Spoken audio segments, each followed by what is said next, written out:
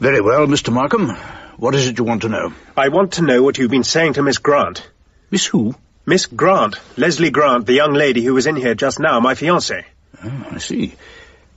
Tell me, has she lived in Six Ashes very long? No, only since Christmas. Why? And how long have you been engaged to her?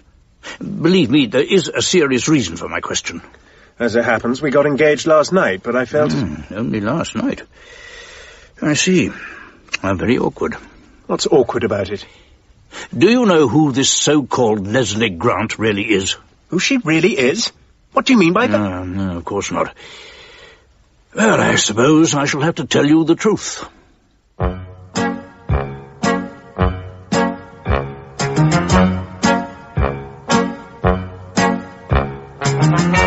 We present The House in Gallows Lane, based on the book Till Death Do Us Part, a Dr. Fell mystery by John Dickson Carr, dramatised for radio by Peter Ling, with Donald Sinden as Dr. Fell.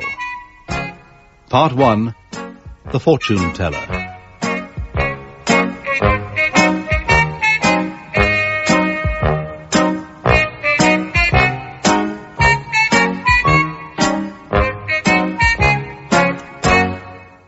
Some extracts from notes made by me, Gideon Fell, on the night of Monday, July the 15th, 1936. This morning, my breakfast was interrupted by an unexpected visitor, with news of some very mysterious events which had taken place at a little village not far from Hastings, where I was enjoying a short holiday. The news was so serious, I decided to telephone my friend, Detective Inspector Hadley of Scotland Yard, or as I must now get used to calling him, Superintendent Hadley. A few hours later, he met me in the garden of the village pub at Six Ashes, and I told him as much as I could.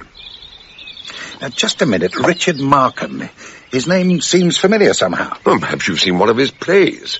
He writes psychological thrillers, dealing with the minds and motives of criminals. Do you remember Poisonous Mistake? Rather an unfortunate title, as things turned out. But you must have seen Panic in the Family, surely. I've got better things to do with my spare time. Oh, my dear chap, I thought you'd be a regular first-nighter since your well-deserved promotion. Don't you enjoy the social whirl? Can we please get back to Mr. Richard Markham? Yes. Oh, it's a bad business, though it began pleasantly enough. A village fete was going on in the grounds of Ash Hall. A fortune-teller, rifle range, usual fun and games. It had been a glorious afternoon. But by the time Richard and his fiancée... Hello there! How's the happy couple? Major Price. How on earth did he find out? Oh, that's villages for you. I dare say everyone knows by now. Come on, let's get it over. Dick, Leslie, I've been looking out for you all the afternoon. And so has my wife. Now, put us out of our misery and tell me, is it true? Is what true, Major? Wedding bells and all that. Are you really going to tie the knot? Yes, it's true, though I don't know how... My dear chap, many, many congratulations. I'm delighted. We all are. This calls for a celebration. We must tell my wife. Lord and Lady Ash, Mrs. Minster, everybody. And may we know when is the great day? We haven't quite decided yet, have we, darling? No, but I'm going to see the fortune teller. Perhaps he'll be able to tell me. The great Swami? That's his tent over there. But I won't let you go until you've patronised my little show. The rifles are already loaded. All you have to do is... Guns? Oh, no, I couldn't possibly. I've never fired a gun in my life. Well, now's your chance. First time lucky and all that. Do you know, Cynthia Drew had a go just now, and she turned out to be an absolute crack shot. Oh, I beg your pardon. Stupid of me. Look, I'll show you how to hold the rifle. You only have to squeeze this trigger. No, really, I know it's silly, but I'm simply terrified of guns. Good heavens, there's nothing to it. Just take the rifle and blaze away at the target. Sorry and all that, but she'd rather not. Come on, darling, let's go and see this blessed fortune teller. No, I have to go in by myself. They only take one at a time. You stay here and talk to the Major. I'll see you presently. Oh, dear. I'm afraid I put my foot in it, didn't I? Mentioning Cynthia. tactless of me. As soon as I said it, Now, let's get this clear. There was never anything serious between Cynthia and me. Well, if you say so, of course. Only some of the women seem to think my wife was talking to Lady Ash, and they both thought Cynthia... I know. For the past 2 years, the entire village has been trying to push Cynthia into my arms, whether we like it or not. I can't imagine why everyone's so interested. Well, damn it. You're our local celebrity. Or perhaps I should say one of our 2 celebrities. I'm sorry? Hasn't anyone told you about the fortune teller? No. I thought it would be Miss Feathers from the post office as usual, but I gather... No, not this year. We had a spot of luck. I persuaded a newcomer to step in. He's rented a house in Gallows Lane this summer, and it might embarrass him if the word gets around. You see, the great Swami happens to be a leading authority on criminal investigation. Sir Harvey Gilman. Gilman? The Home Office pathologist? That's the fella. He may not be an expert on palmistry or crystal gazing, but he knows a lot about human nature, and he's been kept busy all the afternoon telling people about themselves. Heaven knows what he said to Lady Ash. She was almost speechless when she came out. And they say Dr. Minster was quite... Hello. Someone taking my name in vain? Ah, Doctor, I was just telling Dick. I hear you were very impressed by the great Swami. Oh, good heavens, no. It was my wife who visited him. Not quite my cup of tea, I'm afraid. So I see. You'd rather go off for a round of golf, I take it. Oh, what makes you say... Oh, the bag of clubs. No, I wish I could. No, I'm doing my bit this afternoon, in charge of the pitch and putt. It's very simple. You're given a club and a ball, and at the end of the day, the lowest number of strokes into the cup gets a prize. Oh, I'm afraid business has slackened off now. So come on, Dick. You're a sportsman. Let's see the colour of your money. Later on, perhaps. I'm waiting for Leslie. She's in there having her 6 penn'orth with the great Swami. Is she indeed? Oh, talking of Leslie, I understand congratulations are in order. It's worse than the Bush Telegraph. Who told you? Miss Feathers at the post office? No, it was, oh, well, actually, it was Cynthia. Cynthia? I suppose I should have realised. Look out, here comes the rain. Good Lord, what's going on over there? Major Price was staring at the little tent opposite. A hanging lamp threw distorted shadows of the 2 people inside. Leslie Grant was seated at a small table. Facing her, a squat figure with a curiously bulbous head. The great Swami was wearing a turban. As the 3 men watched, Leslie jumped to her feet. The Swami also rose, trying to stop her. Then she turned and ran out of the tent, straight into Dick's arms. Whatever is it? What's wrong? Nothing. Just the thunder. It makes me rather nervous. What's he been saying to you? Oh, nothing. I don't think he's very good, really. It was just the usual rubbish, a happy life, a little illness, but nothing serious. A letter will bring some good news. Then why were you so frightened? I wasn't frightened. What do you mean? You're still shaking. Look, you stay here with the Major while I go... Where are you going? I want to have a few words with the bloke myself. No, you mustn't do that. I won't be long. By this time, it had started to rain. People began to hurry back from the cricket match to take shelter, while Dick made his way into the fortune-teller's booth. I'm sorry. That was the last sitting for the day. I'm about to shut up shop. That's all right, Sir Harvey. I didn't come here to get my fortune told. Oh, so you know me? Yes, sir. And what I want to know is... I'm afraid you have the advantage of me, Mr... My name is Markham. Richard Markham. Oh, very well, Mr. Markham. What is it you want to know? I want to know what you've been saying to Miss Grant. Miss who? Miss Grant. Leslie Grant, the young lady who was in here just now, my fiancée. I see. Tell me, has she lived in 6 Ashes very long? No, only since Christmas. Why? And how long have you been engaged to her? Believe me, there is a serious reason for my question. As it happens, we got engaged last night, but I've... Only last night? Oh, I see. Oh, how very awkward. What's awkward about it? Do you know who this so-called Leslie Grant really is? Who she really is? What do you mean by... No, of course not. Well, I suppose I shall have to tell you the truth. And with the sound of that rifle shot, Dick Markham's world turned into a nightmare. He saw the bullet hole jump up in the canvas wall.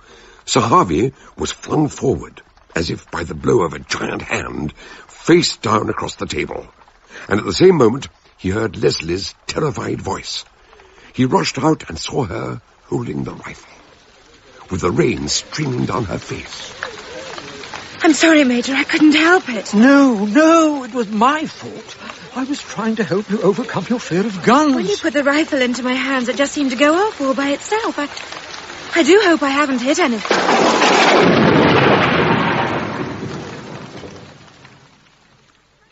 At 9:30 that night, Dick was alone in his cottage, still trying to sort out the confused thoughts that whirled around in his brain.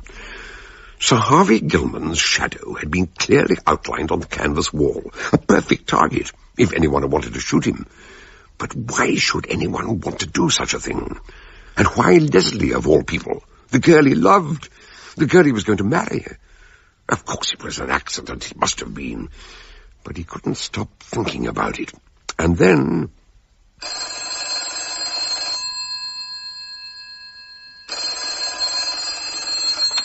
Hello? Dick, Hugh Minster.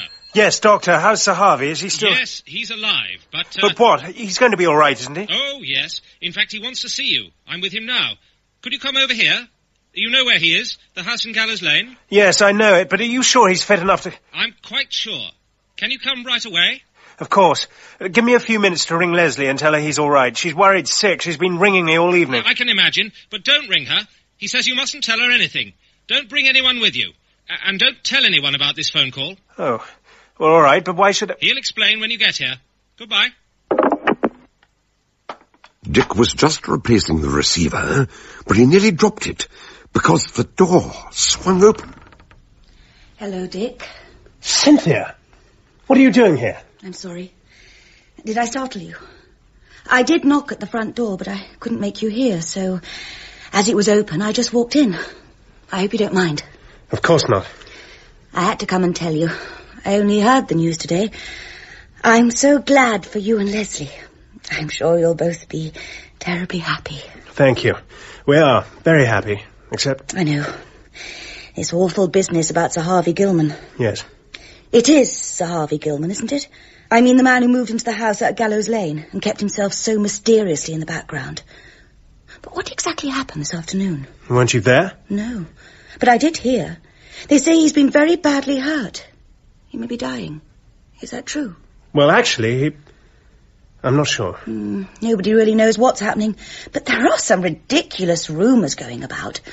I'm so sorry for Leslie. She's a dear girl.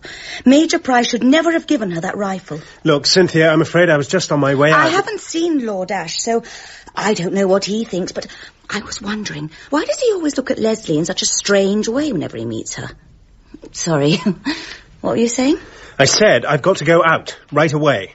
To see Leslie, I suppose. No, Dr. Minster just rang. He wants me to go round to Sir Harvey's cottage for some reason. All right. Well, I'll come with you. There might be something I could do to help. No! I'm sorry, I've got to go alone. Oh, are all writers as temperamental as you? Well, if I'm not wanted, I may as well go home. No, listen, Cynthia, I didn't mean that. It's all right. I understand. But remember, if you ever do need any help, you know you can always count on me. Good night. When Dick reached the house in Gallows Lane, Dr. Minster opened the front door. Come in, old man. Listen, I can't go on with this pretense. It's not fair asking me to, and I've told him so. What pretense? You mean he isn't badly hurt? He isn't hurt at all. He just fainted from shock. So, of course, everybody thought he was dying or dead. I couldn't be sure myself until I got him here and used the probe. But unless you get a direct head or heart wound, a bullet from a .22 target rifle isn't usually very dangerous. He didn't even lose much blood. His back will be sore for a day or two, but apart from that, he's as fit as he ever was. I don't understand. You don't seem to realise Leslie's nearly out of her mind. She thinks she killed him. My apologies, Mr. Markham, but at present we must keep my recovery a secret. Come in, please. After you. Thank you. You'll understand the reason presently. Sit down, please. I propose to conduct a little experiment, not in the cause of justice, but to satisfy my own curiosity. I'd like to solve one of the few problems that ever defeated my friend Gideon Fell, and I hope you'll agree to help me. It concerns the young woman who calls herself Leslie Grant. Yes. This afternoon you were about to tell me something about Miss Grant. You're in love with her, no doubt. Or you think you are. I know I am. That's rather unfortunate. Tell me, has she by any chance invited you to dinner at her house one day this week or next to celebrate the engagement? As a matter of fact, she has, tomorrow night, but... Look here, I can't stand any more of this. What is all this nonsense? Are you trying to tell me her name isn't Leslie Grant? I am. Her real name is Jordan, and she's a poisoner. That's absurd. You don't believe me yet, but I phoned Scotland Yard. There'll be a man down tomorrow who knows her well. He has photos and fingerprints. But what's she supposed to have done? She has poisoned 3 men. She married 2 of them. The first was an American lawyer named Foster. The second was a Liverpool cotton broker called Davis. Both wealthy men. But her third victim... Stop. I don't want to hear any more of this. It's impossible. You're making it up. Oh, I'm sorry. I understand how you must feel, but she's a cold, ruthless killer. And the sooner you understand that, the safer you'll be. Safer? She's devised a method of murder that baffles Gideon Fell as much as it baffles me. Wait a minute. If what you say is true, if the police have her fingerprints, why didn't they arrest her? Because they couldn't prove it. 3 murders, and they couldn't prove any of them. The American died at his house in Kensington. I went there with Detective Inspector Hadley, now Superintendent Hadley. It seemed to be a clear case of suicide. The deceased was found in his bedroom. The door and windows were securely locked on the inside. The cause of death was hydrocyanic acid injected into the forearm. The syringe was on the floor beside him. The stricken widow, who'd spent the evening alone at the opera, was prostrate with grief. And you're saying the widow was... The woman you know as Leslie Grant. Yes. But it doesn't make... Now, let me finish, please. A year later, I happened to be at the Liverpool Assizes. Hadley was there, too, on another matter. We ran into each other at the Sessions House. A man living near Prince's Park had killed himself with a syringe full of prussic acid. An elderly chap, but in good health, without any money worries. The inquest had just concluded. We saw a woman in black coming along the passage, supported by her friends. I'll never forget the look on Hadley's face as he turned to me and said, "My God, it's the same woman." Are you saying it was Leslie again? My Leslie? Your Leslie, yes. Hadley began an investigation, but the result was the same as before. Davis was found in his office, sprawled across his desk, and the room was locked on the inside. What did what did the widow say about all this? Oh, she was wide-eyed and horrified. She admitted she'd been the wife of Burton Foster, but said the whole thing was a terrible coincidence. The third stage in her progress can be summed up briefly. It happened last year in Paris. Someone sent me a cutting from a French newspaper. A young Englishman, Martin Belford, had just become engaged to a Mademoiselle Leslie something or other, the name escapes me now, and they dined together to celebrate the occasion. Next morning, he was found dead in his bedroom. Do I need to tell you the circumstances? The same? Absolutely. But, wait a minute. The circumstances weren't the same. She wasn't married to what's-his-name Belford. She wouldn't have gained anything by his death. So where's the motive? She didn't have a motive, don't you see? By this time, the girl can't help herself. The poisoner never stops. The poisoner can't stop. It's become a psychic disease. The power over life and death. No, I can't believe that. I won't believe it. It must be another girl who looks like Leslie. There are lots of cases of mistaken identity. When she walked into the tent this afternoon, I knew her at once. And she knew me. So I took the opportunity to put the fear of God into her. And a few minutes later, she took a pot shot at me. It's only by the grace of God it didn't do much damage. But for once she lost her head, because she was planning a little poisoning party for someone else. Tell me, you said Miss Grant hadn't been in the village very long. Do you know where she was before she came to Six Ashes? She had a job teaching English in Paris. Thank you. There's something else you may be able to confirm. Your Leslie doesn't much care for jewellery, does she? No, she doesn't. She never wears any. That's odd, because I remember that when she was Mrs. Foster, she had a small but efficient wall safe in the bedroom. When she married Davis, they had a wall safe too. And when she lived alone in Paris, she had one installed in her bedroom. Do you know if she has one now? Yes. She had it put in specially. When I asked her why, she laughed and said she kept her diary in it. Her diary? Well, I suppose she'd have to confide in someone or something. But that safe might contain something more important. Remember, no poison was ever traced to her. In fact, Gideon Fell once remarked... Excuse me. May I say something? Oh, of course, Doctor. I'm afraid we've been rather neglecting you. What is it? Well, I heard the other day that Dr. Fell is spending the summer in Hastings. He's rented a cottage there. Perhaps if you talk to him... Yeah, by all means. Let's call the old boy in and ask his opinion. My opinion, for what it's worth, is this. It strikes me, Mr. Markham, that you've two choices. You can pick up that telephone and ask your fiancée if it's true, and no doubt she'll deny it. On the other hand, you can help me find out what kind of a person she really is. And perhaps we'll discover how she managed to commit 3 murders and get away with it. Think it over. And tomorrow morning, let me know... Just a minute. Oh, what is it now? I thought I heard... Dr. Minster walked quietly to the windows and drew back the curtains. It was a warm evening and the windows were open. He leaned out, looking left and right, then closed the curtains again. No, it must have been my imagination. Sir Harvey, it's getting late. You've had a very taxing day. As your medical advisor, I suggest it's time you're in bed. I'll see you comfortably settled. Then I'll get back to my poor wife, who must be wondering what's become of me. And Dick, you better go home and get some sleep. If you can. It took Dick a long time to get to sleep, and when he slept, he had bad dreams. He was woken at dawn by the telephone.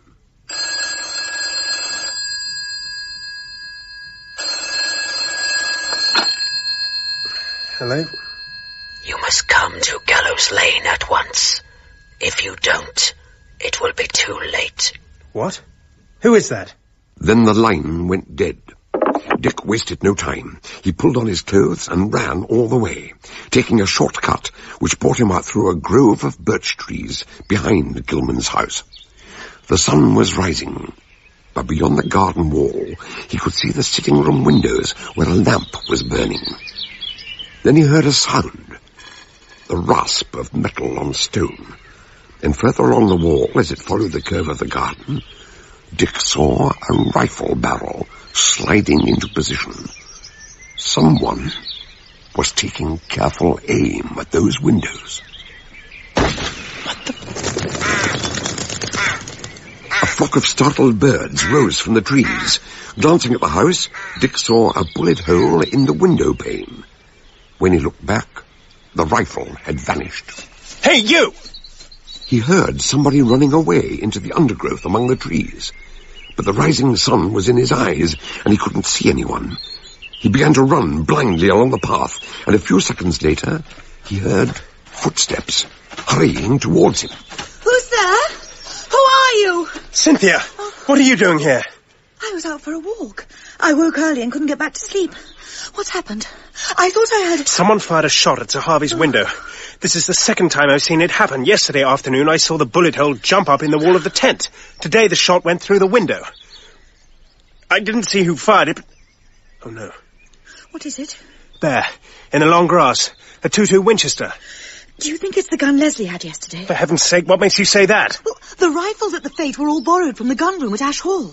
But last night, when they took them back, the one Leslie used was missing. Dick! Don't touch it.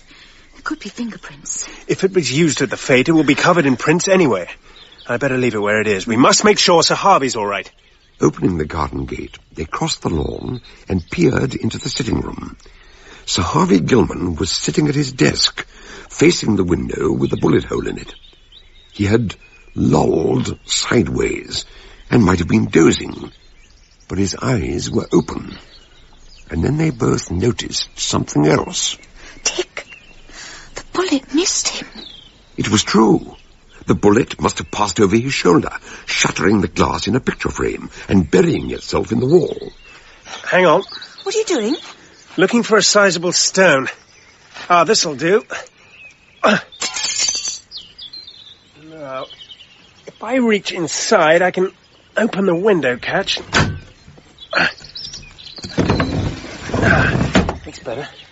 Here, let me give you a hand. Can you manage? Yes. Oh.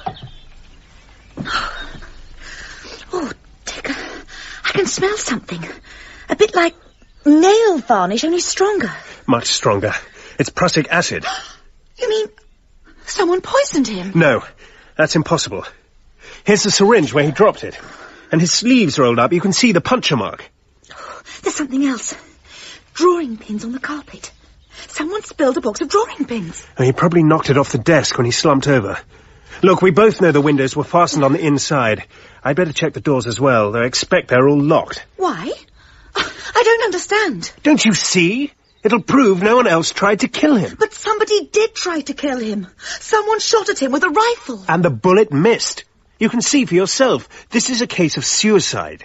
He took a hypodermic full of prussic acid and injected it into his left arm. He killed himself. We know that. This is something to do with Leslie, isn't it? Leslie? No, of course not. You're worried about her. I can tell. It's nothing to do with Leslie. Gilman committed suicide and we must report it. Now, could you go round to Constable Miller at the police house while I phone Dr. Minster? He'll know what to do. When Dr. Minster heard the news, he knew exactly what to do. By the time he reached Hastings, I was just finishing my breakfast. I'm sorry to disturb you so early, Dr. Fell. Not at all. No. May I offer you a cup of coffee? There's still some in the pot. No, thank you. I'll come straight to the point, if I may. I believe you are acquainted with Sir Harvey Gilman. Certainly. Our paths have crossed from time to time. Is he a friend of yours? Not exactly. He took a house for the summer, in my village, Six Ashes. Ah, well, please give him my regards when you see him. I'm afraid that won't be possible. I have to tell you, Sir Harvey died early this morning. Good heavens. Well, surely that was very unexpected. Last time I met him, he was in excellent health. It was not only unexpected. In my opinion, it's inexplicable. What exactly do you mean by that? When you've heard the whole story, I think you will agree that the circumstances of his death are highly suspicious. That is why I came to find you. Dr. Fell, we need your help. When he had given me the details, I made one telephone call, and then we returned to Six Ashes in his car. The first person I wanted to meet was the enigmatic Miss Grant, but when we called on her, she was not at home. I subsequently learned that she was at the office of her solicitor, Major Price. Thank you for coming in so promptly, my dear. The fact is, Lord Ash has asked me to make a few inquiries on his behalf. Lord Ash? I don't understand. It's rather awkward, but... well, it's to do with one of the guns he lent me for the rifle range. Oh, I wish I'd never touched the beastly thing. How is Sir Harvey this morning, do you know? Well, yes. I'm afraid this will come as a shock to you, He's but... not dead. Oh, God, I didn't mean to do it. I didn't shoot him deliberately. It was an accident. I swear it was. No, my dear young lady, don't misunderstand me. It isn't a question of his being shot. According to the constable on duty, Sir Harvey took his own life. An injection of poison. Poison? I'm sorry to hear that. Did he leave a note? Any explanation? No, nothing like that. So why do you have to ask me about the rifle? Last night, when we packed up the guns, one of them was missing. The one you used. You don't happen to remember what you did with it after... No, everything happened so fast. I suppose I gave it back to you, didn't I? I really don't remember. But this morning, when the old man was already dead, somebody stuck a rifle over the wall and fired a shot through his window. The gun was found in the undergrowth this morning by Dick Markham and Cynthia Drew. Dick?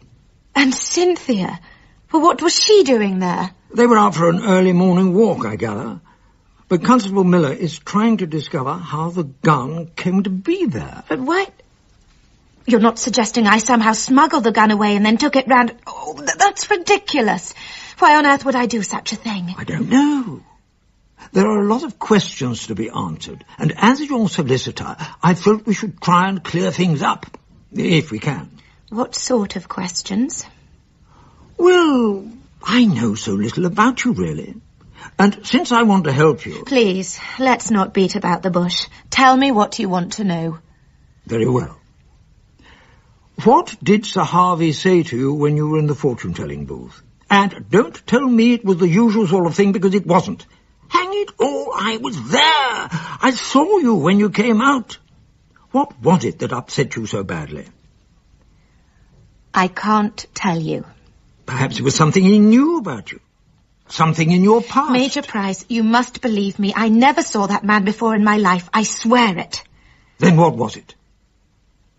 Don't you see, the circumstances were unusual to say the least. The fortune-teller says something that upsets you. Dick rushes in to find out what's wrong. A rifle goes off.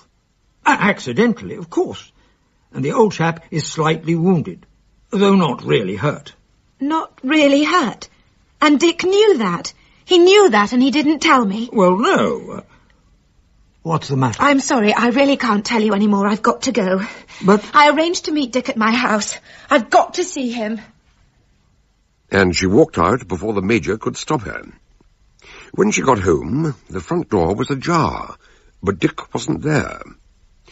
She went through to the kitchen, but there was no sign of him. Then she heard footsteps overhead. Puzzled, she hurried upstairs and opened her bedroom door. Dick, why did you... Cynthia! Hello, Leslie. What are you doing here? Oh, I should have thought that was pretty obvious. I didn't realise you'd taken up burglary in your spare time. How did you know where to find the wall safe? Oh, it wasn't difficult. I just looked behind all the pictures until I got the right one. I meant, how did you know I had a safe? Did Dick tell you? No. The man who installed it had a few drinks at the pub afterwards. Within the hour, half the village knew about it. It was lucky I ordered such a reliable model. Did you really expect to open it with a hammer and chisel? Oh, don't be silly. Put it down. Don't come any closer. I mean to find out what's inside that safe before I leave. Otherwise, I think I shall kill you. At that moment, I was still on my way to Six Ashes in Minster's car, so I didn't learn of this encounter until some time later. At 6 a.m., Dick and Cynthia had left Constable Miller on duty in the house at Gallows Lane, and when Dick returned, he found the constable still guarding the body. Oh, he's still here? Yes, sir. I'm waiting for the ambulance to take him away, ready for the autopsy. Of course. Not that there's much doubt about it. Dr. Minster said it was obviously prussic acid from the syringe. Well, they don't know that yet, not for sure. What else could it be? You can see the puncture in his arm, and that's... I suppose that is the mark of a needle. You don't think it could have been made with one of those drawing pins? If you don't mind me saying so, sir, you've been writing too many mystery plays. Why would anyone go and do a thing like that? Goodness only knows. Come to that, what did he want with all those drawing pins anyway? I can tell you that, sir. This weather, he liked to keep the window open. But he had a lot of trouble with wasps. They kept flying in from the garden and pestering him. So he tried putting up some bits of gauze over the window frames to keep them out. Ah, yes. In America they call them screens. I dare say. Excuse me for asking, sir, but was there a special reason for you coming back here? Were you looking for something, perhaps? No, nothing in particular. It's just... Well, the whole damn thing's so mysterious. I wanted to have another look around. Hello, that sounds like your ambulance. Oh, no, sir. It's Dr. Minster. And he's got someone with him. A large gentleman. He's having a bit of a squeeze getting out. And that will be Dr. Gideon Fell. Minster made good time. It's only just... Oh, Lord, I hadn't realised it was so late. I'm supposed to be meeting someone. After you, Doctor. Straight ahead. Thank you, thank you. Yes, sir. This is where the... Ah. Good day, gentlemen. Dick, I'm glad you're here. Let me introduce Dr. Fell, Richard Markham, and Constable Miller. How do you do? Morning, sir. Mr. Markham, I believe I may say I am the bearer of good tidings. I beg your pardon? We can soon settle this. As you see, Doctor, the deceased was found here at his desk. He hasn't been moved. There's only one question I have to ask you. Who is he? What the... Quite frankly, I haven't the slightest idea. But I can tell you this.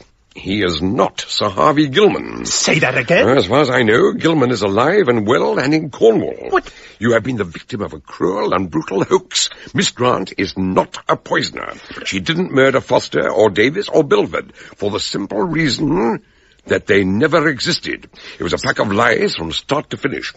Dr. Minster suspected from the start that the man was an imposter. But why didn't you say... Well, I couldn't be certain until Dr. Fell confirmed my suspicions. But you see, when the Major first introduced him to us, Sir Harvey made us promise to keep his identity a secret. Oh, Lord, oh, Bacchus. Didn't he just... But I was interested in his work as a pathologist, and I asked him about some of his cases. There were a few details that puzzled me. For instance, he made some reference to the 2 chambers of the heart, and every medical student knows the heart has 4 chambers. I don't know what to say. It's like waking up out of a nightmare. Leslie's completely innocent. The 3 victims never existed. There were never any poisonings or locked rooms. I beg your pardon. No, there was indeed a poisoning, and there was a locked room, and we are in it. Yes, of course. But what does it all mean? The imposter's story wasn't true, but somebody made it come true. That is why Superintendent Hadley is now on his way down from London. I asked him to meet me at the local pub, where I've booked a couple of rooms. And that's all you can tell me? And I'm hoping you may be able to tell me who the imposter really is, or was. I never saw him before, in spite of the fact that he seems to have claimed acquaintance with me.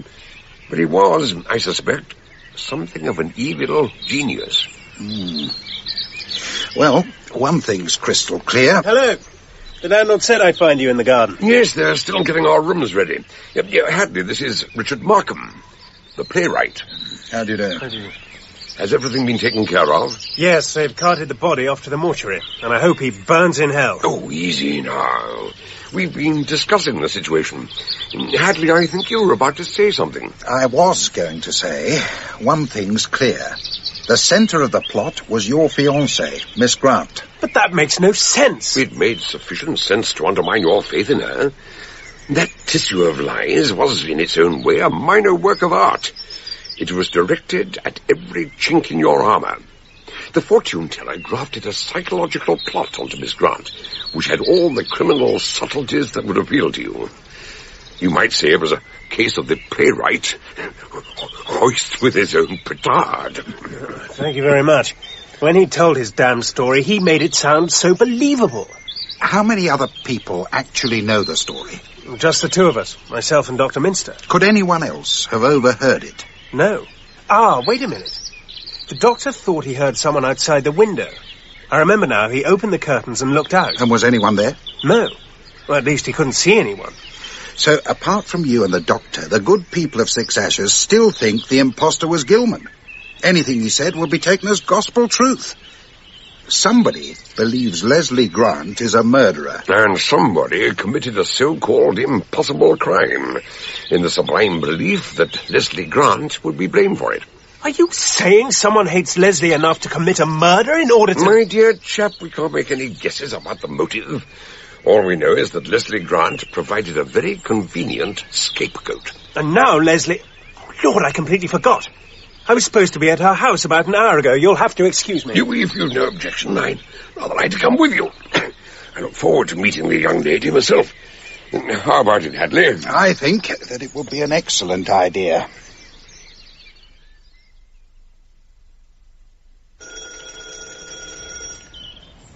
Don't understand it. Well, she must have got tired of waiting and gone out. Well, she wouldn't do that. She was going to make me some lunch. I'll just see it. Thought so. She must be in here somewhere. Come on in. It's probably in the kitchen. If she's got the wireless on, she might not have heard us. Well, the house seems remarkably quiet. I told you she's gone out. No, she would have left me a note. She must be upstairs. I'll just slip up and see. Leslie? Where are you? There's one remarkable feature of life in a small village. I've noticed it before. People leave the front doors open. They drop in and out of each other's houses. Everyone's amazingly trusting. If you ask me, there are downsides to trusting. Yes, I'm afraid I have to agree with you. In this particular case, a lot of trouble would have been saved if... Dr. Fell! Superintendent! We've got to ring for an ambulance. Have you found her? What's happened? I found her in the bedroom, lying on the floor at the foot of the bed. She's got a nasty bruise on her forehead and there's blood trickling down her face. By thunder! Are you saying somebody came in and attacked Miss Grant while... No, not Leslie. It's Cynthia. Cynthia Drew. Oh, and the wall safe is wide open and it's empty. But where's Miss Grant? I don't know. She seems to have disappeared.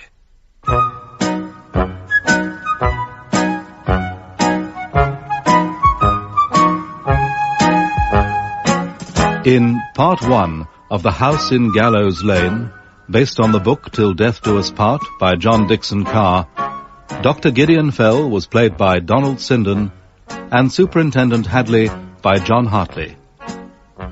Sir Harvey Gilman, Richard Todd, Dick Markham, Robert Portal, Leslie Grant, Alison Pettitt, Major Price, John Woodnutt, Cynthia Drew, Rachel Atkins, Dr. Minster, Christopher Wright, Police Constable Bert Miller, Brian Parr. The House in Gallows Lane was dramatised for radio by Peter Ling and directed by Enyd Williams.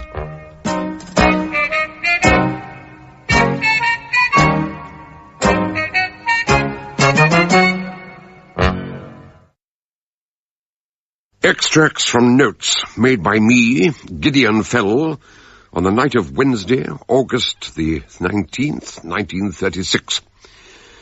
After the village fete in the grounds of Ash Hall, Sir Harvey Gilman told young Dick Markham that his fiancée, Leslie Grant, was a murderer. Her name was Jordan, and she had poisoned 3 men, although the crimes could not be proved. Next morning, Gilman was found dead in his study, also poisoned, with the doors and windows fastened on the inside. Hugh Minster, the local doctor, had been uneasy about Gilman and had made his suspicions known to me. I called my friend, Superintendent Hadley of Scotland Yard, and when I reached the house in Gallows Lane, I was able to testify that the dead man was not Gilman, but an imposter.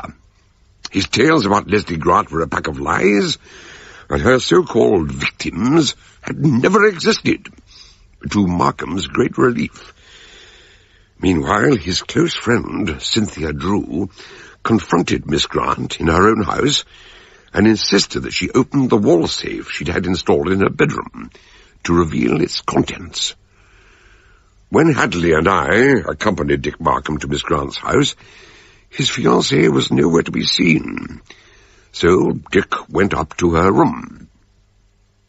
There's one remarkable feature of life in a small village. I've noticed it before. People leave the front doors open. They drop in and out of each other's houses.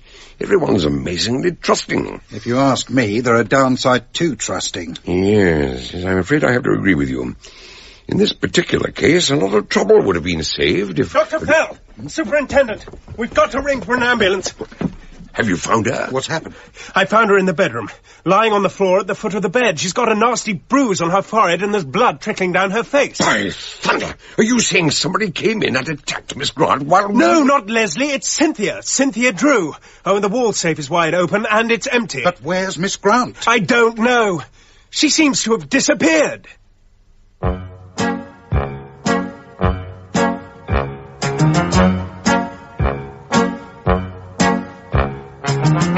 We present The House in Gallows Lane, based on the book Till Death Do Us Part, a Dr. Fell mystery by John Dickson Carr, dramatised for radio by Peter Ling, with Donald Sinden as Dr. Fell.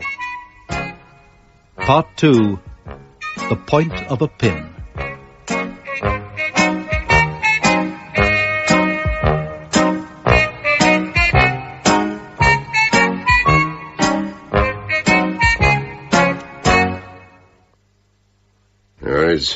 It's all right. She's coming around. Do you think we should get her to hospital? She's had a hard knock. The skin's broken, and she's going to have a spectacular bruise for a day or two. But it's nothing to worry about. Well, if you really... She's opening her eyes. Dick, is that you? Yes. Don't try to sit up. Take it easy. Oh, what happened? Well, that's what we'd like to know. This is Dr. Fell and Superintendent Hadley from Scotland Yard. I'm sorry.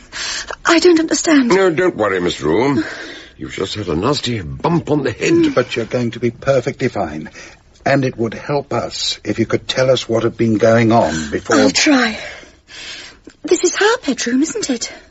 Leslie's room. She came in here and then she hit me. I know it sounds absurd, but... She hit you? You don't mean with that hammer? No. I brought that with me. I was trying to break open the safe. I suppose now you'll arrest me. Perhaps if you could begin at the beginning, Miss Drew. Now take your time. Well, I wanted to find out what she keeps in that. Oh, it's empty. The safe was locked, and I couldn't get it open. I asked her to unlock it, and that's when she hit me. With a mirror. What? The hand mirror on the dressing table.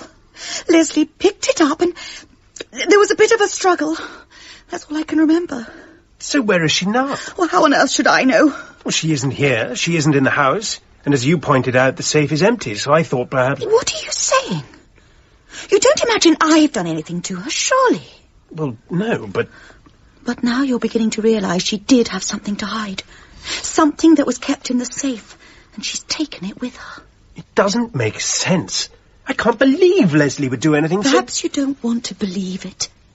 Perhaps she isn't the spotless angel you think she is. There are some awful rumours going round the village. People think there's something very suspicious about her. That's ridiculous. Is it? Then why does Lord Ash give her such a funny look whenever he sees her? And why does Miss Feathers in the post office say that... If that's Leslie, I don't want to speak to her. Come in. Excuse me, sir. There was a message for you at the police house.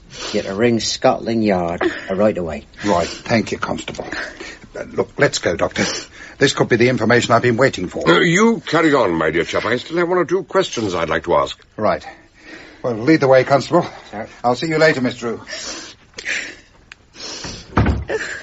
Now, Miss Drew, there are a few details I'm hoping you might clarify.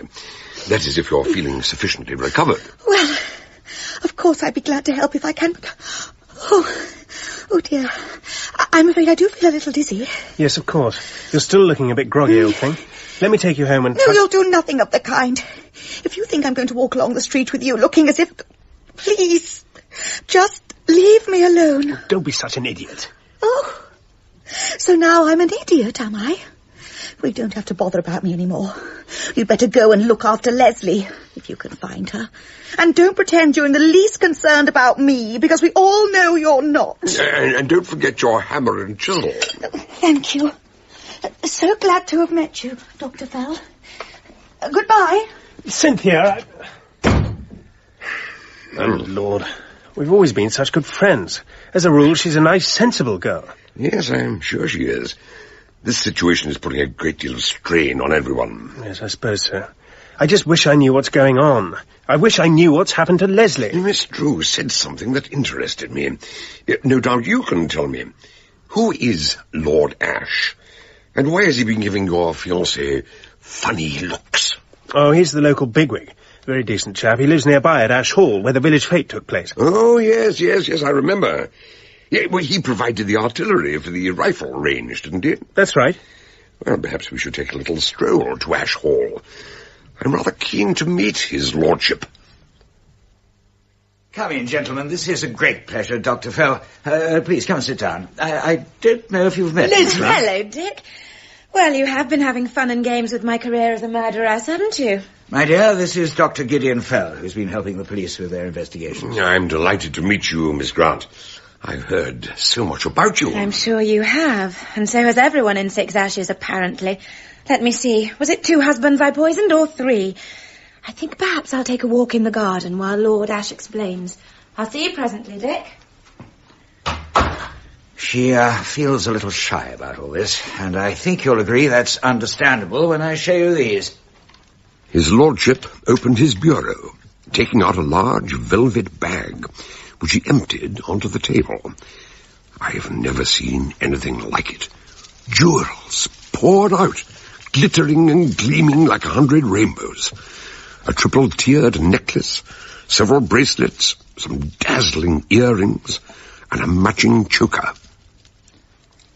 You'll notice the emblem worked into all these pieces. This heraldic device is the Ash coat of arms. You probably saw it on the gates when you came in. So they all belong to you and your family? I wish I could say yes. In fact, they now belong to Miss Leslie Grant. But that's absurd. Leslie doesn't have any jewellery. She hates it. I beg your pardon. She hates jewellery, but she owns all these. Did you ever hear of a woman called Lily Jordan? Jordan? Dr. Fell, did you hear that? Yes, I heard. Please continue your story, sir. Lily Jordan died the year before last. She was the mother of the young lady you know as Leslie Grant. 40-odd years ago, my elder brother George met Lily in Paris and became infatuated. He wanted to marry her, even though she was a famous courtesan with strings of wealthy lovers. But she refused him.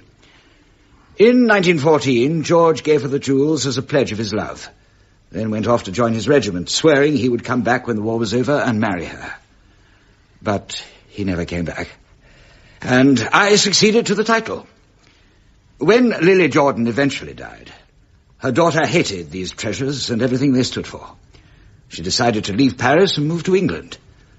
She liked the look of Six Ashes and settled here.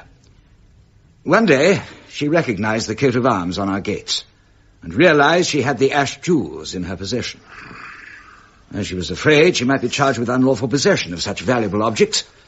And what would her neighbors say if they knew her story? But in fact, you had already recognized her. Well, I had some photographs of George with the beautiful Lily Jordan. Every time I met Leslie, I saw the resemblance, and it troubled me. Forgive me, gentlemen. I'm sorry to interrupt you, but I think you'll want to hear the news from Scotland Yard. Yes, well, Lord Ash, this is Superintendent Hadley. How do you do? Sir, I found Miss Grant outside, and she told me her side of the story, and now I can add another piece to the jigsaw puzzle. Criminal records have identified the dead man who called himself Harvey Gilman. Well? He was Sam de Villa, a notorious confidence trickster wanted by police all over Europe. Good Lord. And, of course, it was that jewellery he was after. He couldn't get it by breaking into Miss Grant's safe. He was no cracksman, but he was a psychologist, and he could get at them another way, with the assistance of Mr. Markham. Me? He spun you that yarn about the 3 poison victims. If my guess is right, his next move would have been to persuade you to find the combination of the safe, just to prove the lady's guilt or innocence, of course. He had quite a sense of humour, our Sam. God damn him and his sense of humour. Well, you've got to admit it was a cunning little scheme, and it might even have come off, but... But someone got in first and murdered him. But how could it be murder? I understood the room was locked on the inside. Yes. The whole plot appears to have been devised in order to incriminate Leslie Grant. But this morning Leslie came here to give back the jewels. What made her suddenly decide... I'm sorry. I didn't mean to eavesdrop, but perhaps I should answer that. I found Cynthia in my bedroom trying to open the safe. Yes, we heard about that. She accused me of murder, 3 murders at least, and ordered me to open the safe. She thought that was where I kept the poison.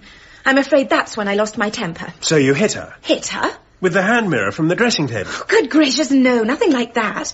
She suddenly lunged at me, and she's bigger than me, so I stuck my foot out and tripped her up. She went down like a sack of coals and hit her head on the corner of the dressing table. When I saw she was knocked out, Well, I know it was callous of me, but I just let her stay there. And I thought, that's it, I can't stand any more of this. So I took the jewels out of the safe and came straight round to Lord Ash. Sit down, my dear. Look, if you're going to lecture me... No, I'm not going to lecture you. I'm going to ask you 2 questions. First, when you decided to leave Paris and settle in England, what made you choose this particular village? I don't really know. I think I must have heard something about it, how pretty and quiet and peaceful it is. Or at least it used to be, before I arrived. It's amazing that you should have come to this village of all places. Almost as if the jewels had found their own way home. Quite a coincidence. If it was a coincidence. Huh? Could someone have told you about Six Ashes, do you think? A friend in Paris, perhaps? Not sure. Let me... Oh, yes. I know, it was Madame Fontaine. She was an old friend of my mother's. She was very good to me after Mother died. Ah, so that's it. It's all falling into place now. I'm afraid I don't understand. Louise Fontaine was also very good to Sam de Villa. She'd been his mistress for years. He must have started laying his plans before you even left Paris. I'm afraid so. A dangerous man. Which brings me to my second question. I want to ask if you have another dangerous enemy in this village. No, I don't think so. Unless you mean Cynthia. Except, now I come to think of it, somebody must have told her all that rubbish about me being a murderer. It wasn't you, was it, Dick? Of course not. But who else knew about it apart from you? Well, only Dr. Minster. and I'm quite sure he wouldn't spread it around. Anyway, he was there when Dr. Fell told us it was all nonsense. But remember, somebody in this village still believes that yarn. Somebody killed Sam de Villa and arranged everything to incriminate Leslie, which leads us to one inevitable conclusion.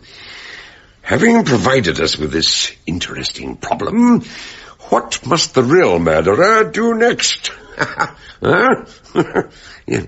Well? I've no idea. Atkins of Athens, don't you see? He must now provide us with a solution. What?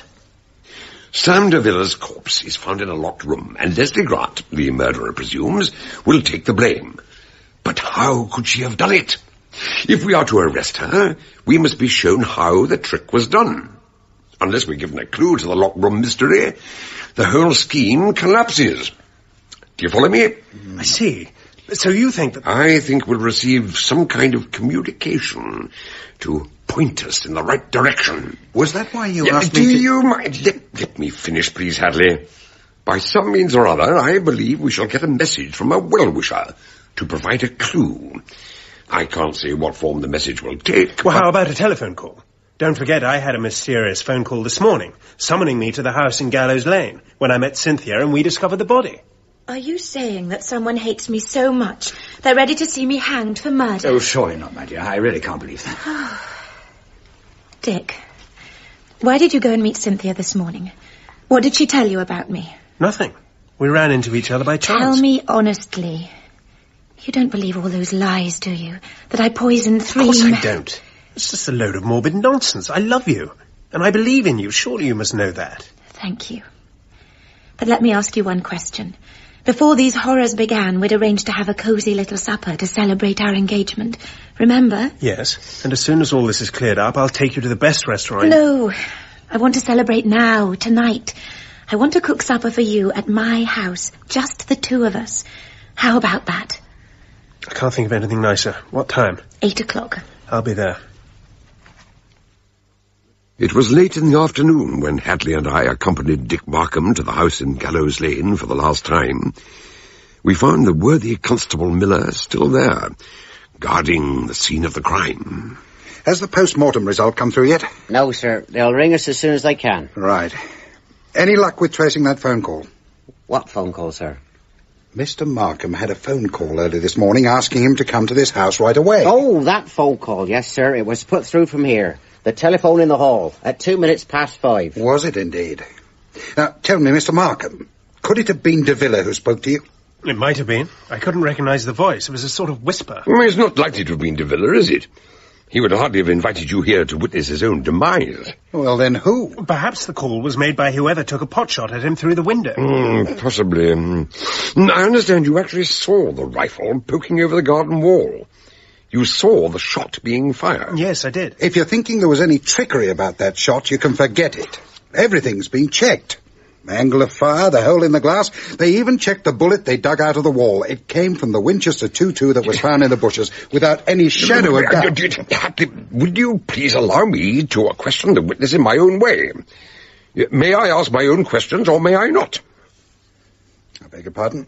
Sorry if I stepped on your toes. Carry on. Oh, never mind my toes. Mind you don't step on those confounded drawing pins all over the carpet. I take it they're still where you found them, Mr. Markham? Yes. De Villa must have knocked them off the desk. Anyway, that's not important. Forgive me if I contradict you. Those drawing pins may be of the utmost importance. This entire case could hang on a drawing pin. After all, learned theologians used to spend hours debating how many angels could dance on the point of a pin. Never underestimate a drawing pin. Even if you don't see the point of it. I do, sir. Like I told Mr. Markham, the gentleman was trying to pin some gauze screens across the windows to keep the wasps out. That's as may be. But more to the point, we have no idea how Mr. de Villa spent the last night of his life. He was alive when you left him here at 11 o'clock, Mr. Markham, and you found him dead at 5:20 this morning. What did he do during his final hours? He was still in some pain. He asked Dr. Minster to give him something to help him get to sleep. Well, he can't have slept for long. He got up some time before 5. Now, why did he do that, I wonder? Perhaps he came down to make that telephone call. It could have been his voice I heard. You don't suppose... You did say someone would try to send a message. All right, Constable. See who it is. Very good, sir. Still a lot we don't know about Mr. de Villa. Apart from his rather surprising taste in reading matter. Reading matter? Yeah, this book. Open on the desk. Hazlitt's Essays. Ah, yes. He wasn't your usual flashy con man by any means. Sam's academic manner was worth $5,000 a year to him. His father was a West Country clergyman. He studied medicine at Oxford, and I'm told he even... Yes, Miller, what is it? That was the constable from Oxton, sir, with the results of the post-mortem. Thank you. And let's have a look. And Dr. Minster's car just pulled up outside. He's brought Miss Drew with him. They're coming in now. But does no one lock the front door in this village? Ah, Dr. Minster. Come in, my dear chap. And Miss Drew, how very nice. Cynthia has some information that might be useful. I said she should tell you right away. Well, certainly. Do sit down, my dear. Thank you. How are you feeling? Quite recovered from the accident, I hope? Oh, it wasn't an accident. Leslie struck me quite deliberately, with a hand mirror. I must tell you, she denies that, absolutely.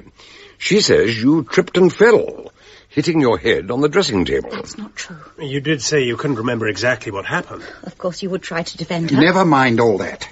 Dr. Minster, I'm very glad to see you. I believe you were the last person to see the deceased alive, and he asked you to give him something to help him to sleep. Well, that's correct. His back was very uncomfortable. I gave him a 1/4 grain of luminol as a painkiller. Only a 1/4 grain. He couldn't have taken more than that. No, I gave it to him myself. Why? I've just had the report on the post-mortem. No, you're not going to tell us that he wasn't killed by prussic acid. Oh, no, the prussic acid killed him. But sometime before his death, he'd also swallowed 3 or 4 grains of luminol. But that's impossible. I would never have given him such an overdose. I'm sure you didn't. But who did? Who got him out of bed and lugged him down here? After that dose of luminol, there's no way he could have come downstairs under his own steam. You are leaving the other side for the moment. I believe you had something to tell us, Miss Drew. Yes. Last night, or early this morning, when I was in Gallows Lane, everything seemed so confused, but later I tried to remember, and I had a mental picture of this house, and there was someone running away from it. Someone you knew? I don't even know if it was a man or a woman.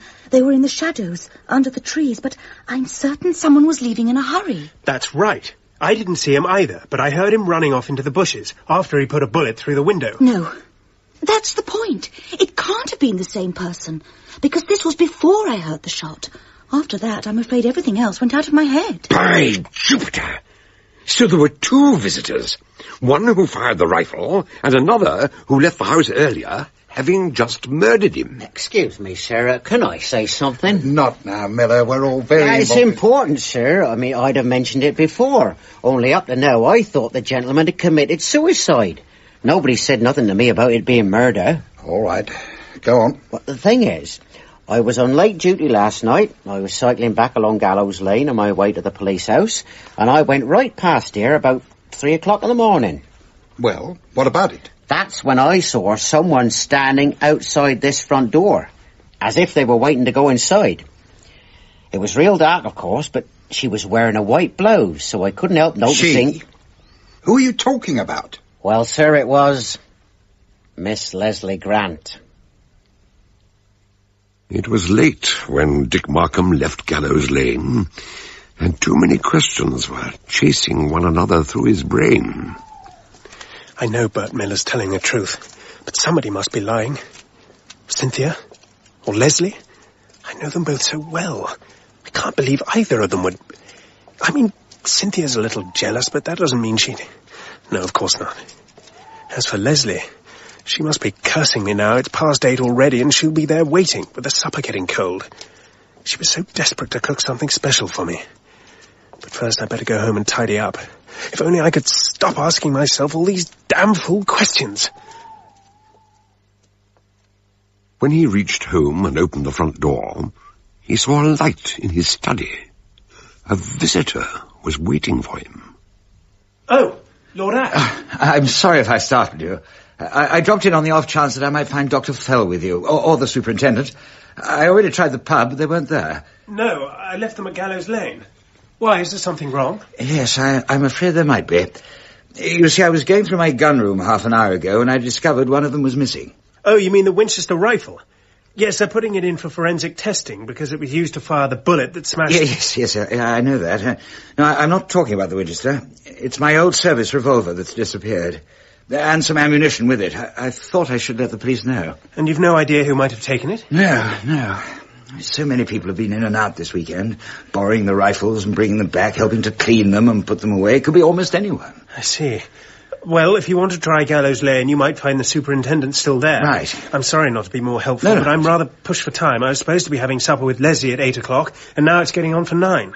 The question is, will you still find her waiting when you get there? What do you mean?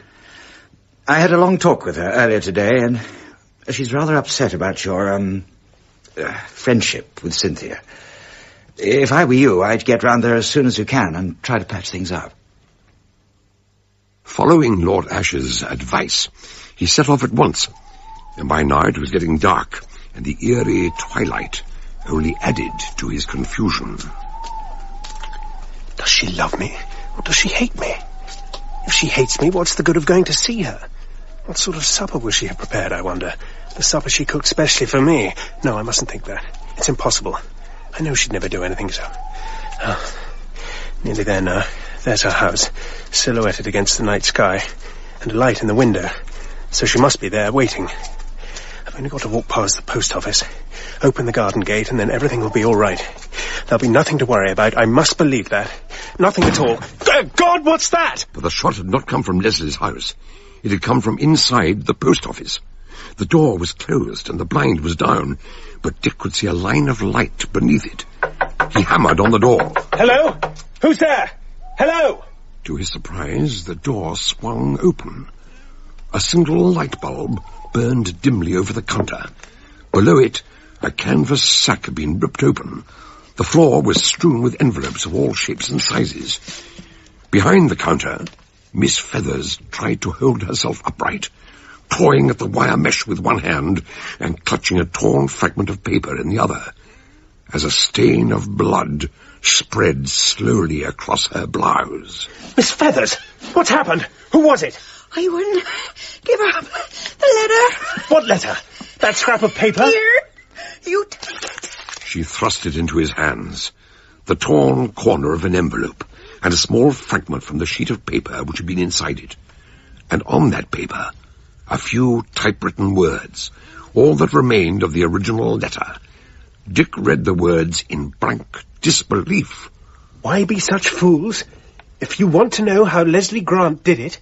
He recognized the cranky capital G, which always printed unevenly, and the lowercase w, which was always too faint. The letter had been typed on his own machine. And then he heard running footsteps from the kitchen at the back of the shop. Who the hell? He flung open the counter flap and ran through the kitchen into the backyard. Hey, you! Stop! Beyond the waist-high wall, he could see Leslie's garden, and a moving shadow that disappeared into the darkness, running towards her house. Then a glimmer of light as her kitchen door opened and then closed. Someone had gone inside. Inside Leslie's house. And she was there, alone. Without stopping to think, Dick scrambled over the wall and collided with someone on the other side. Oh, grab that! What are you doing Markham! Here? I was with Dr. Fell on my way to see Miss Grant.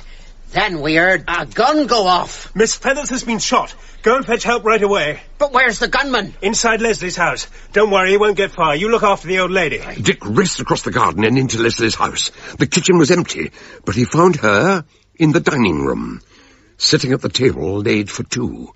The tall candles were still unlit. Seeing Dick, she rose to her feet, then turned away, unable to face him directly. Your supper's in the kitchen.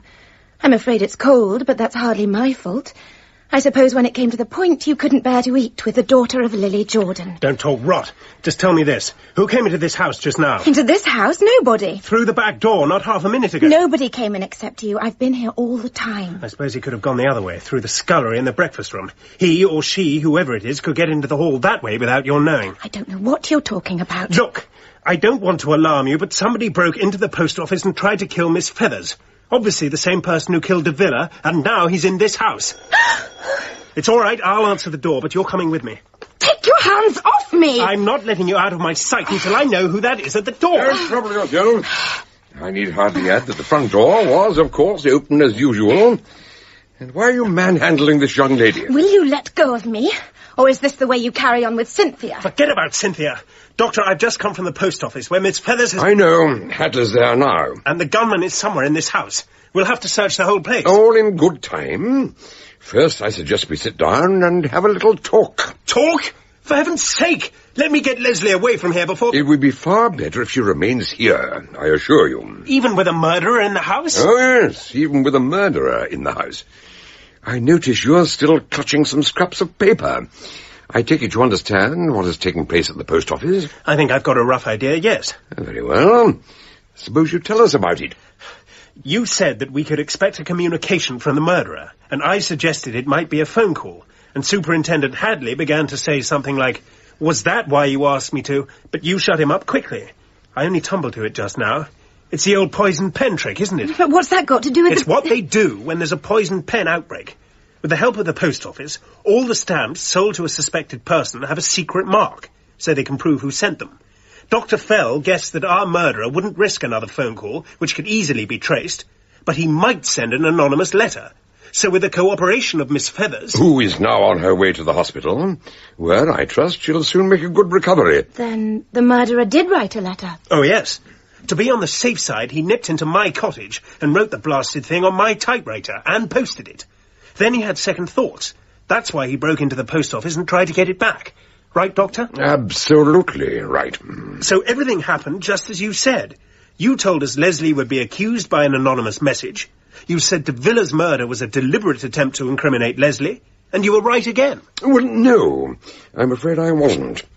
In fact, I think I said at the time that it was hard to believe. I don't follow. We were all so busy concentrating on the mystery man who filled de Villa up with prussic acid and slipped out of a house that was locked on the inside, we overlooked his accomplice, who fired a rifle through the window. Well, whoever he was a rotten shot. He missed his target by a mile. I fear I must contradict you again. He didn't miss the target. He hit it. Whang in the gold. But the bullet never even touched de Villa. De Villa wasn't the target. He was already dead by then. The target was the window pane, and the marksman and the poisoner were one and the same person. Ah, that'll be Hadley. He's far too well mannered to walk in without permission. I wonder if you'd mind... No, you stay here. I'll go. This is my house. I'll go. Let's get this straight. You say the window... The murderer poisoned de Villa, then prepared to leave the house. With the doors and windows locked on the inside? Ah, yes. And on the way out, the murderer made a phone call to you, telling you to come at once. Then this mysterious figure ran out of the house, along the lane, and round the back of the garden, in time to hide behind the wall and fire his rifle through the window. Hey, what the dickens are you playing at, fella? Are you out of your mind? No more than usual, and please don't interrupt me now. I'm just getting to the interesting part, by which I mean the windows. Now let me just open these curtains in order to illustrate my theory. That's enough, don't say any more. You can't stop now. What about the windows? They are, you see, ordinary sash windows. Very like the ones at Gallows Lane. To open the window, I push the metal catch back so it lies flat, so. And now I can slide the window up. And to close it, the catch is pulled forward until it's at right angles to the frame. Do you want the whole village to hear you? Just a minute. Where's Leslie? She didn't come back when the superintendent walked in. Not the whole village, just a small, select audience. Dr. Fell, where is Leslie? Of course, it only takes a slight pressure to move the catch into the closed position.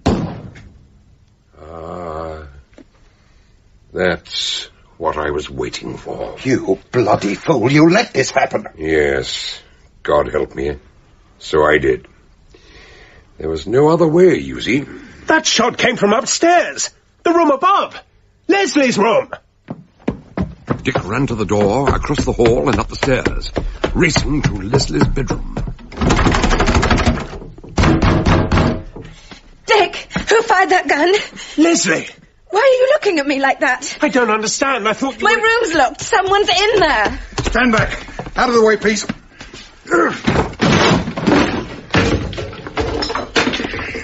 Don't go in, either of you. But who is it?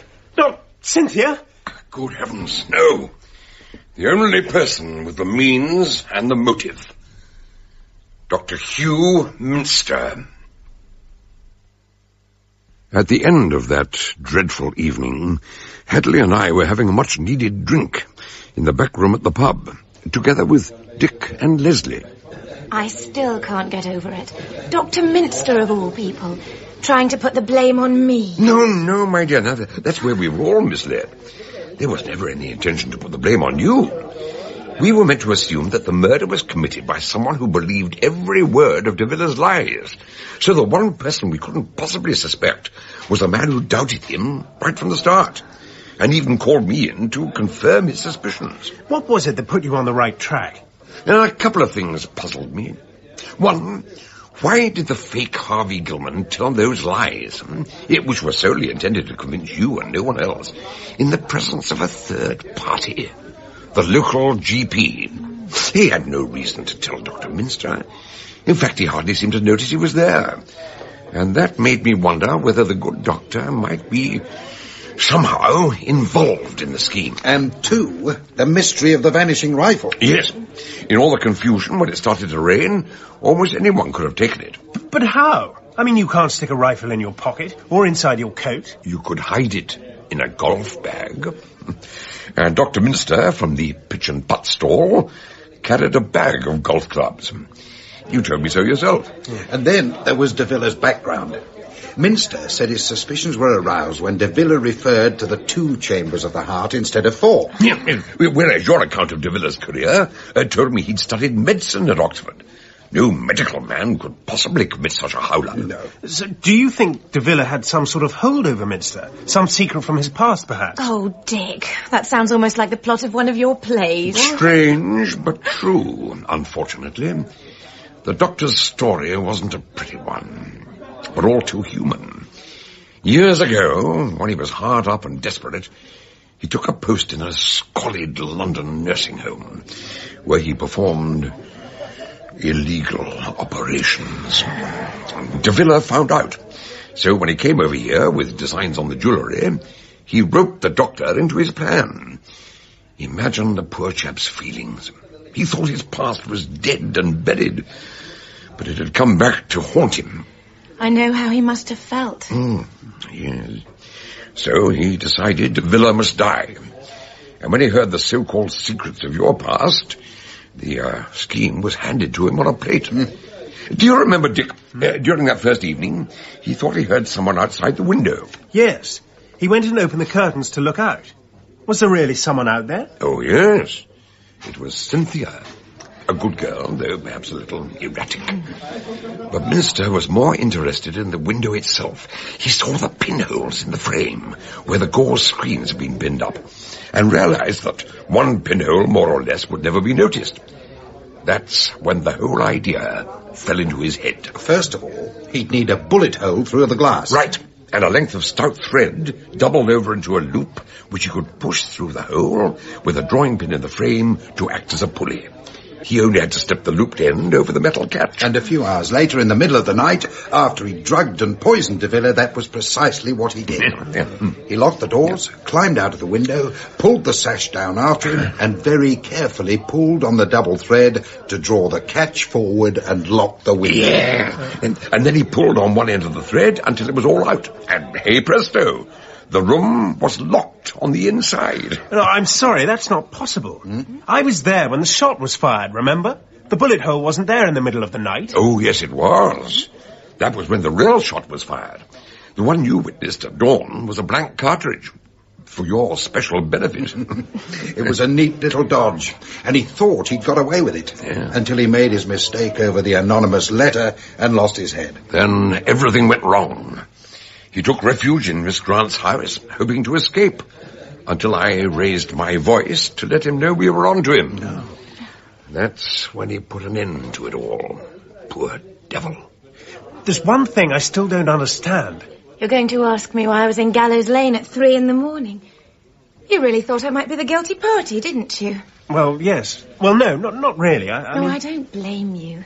The fact is, I suffer from insomnia, and when I'm worried about something, it's particularly bad. That night, I hardly slept a wink. I kept thinking about de Villa and the things he'd said. So I decided to go and see him to try and set my mind at rest.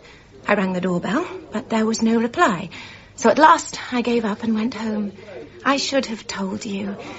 But when I heard he was dead, I was too scared. I'm sorry, Dick. I'm not much good to you, am I? Nervous tantrums, chronic insomnia. I can promise you one thing.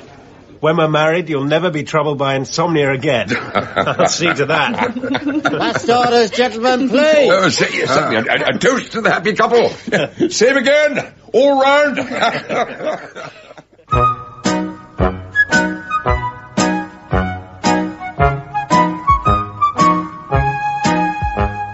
In Part 2 of The House in Gallows Lane, based on the book Till Death Do Us Part by John Dickson Carr, Dr. Gideon Fell was played by Donald Sinden and Superintendent Hadley by John Hartley. Dick Markham, Robert Portal, Leslie Grant, Alison Pettitt, Dr. Minster, Christopher Wright, Lord Ashe, Michael Cochrane, Cynthia Drew, Rachel Atkins, Police Constable Bert Miller, Brian Parr. The House in Gallows Lane was dramatised for radio by Peter Ling and directed by Enyd Williams.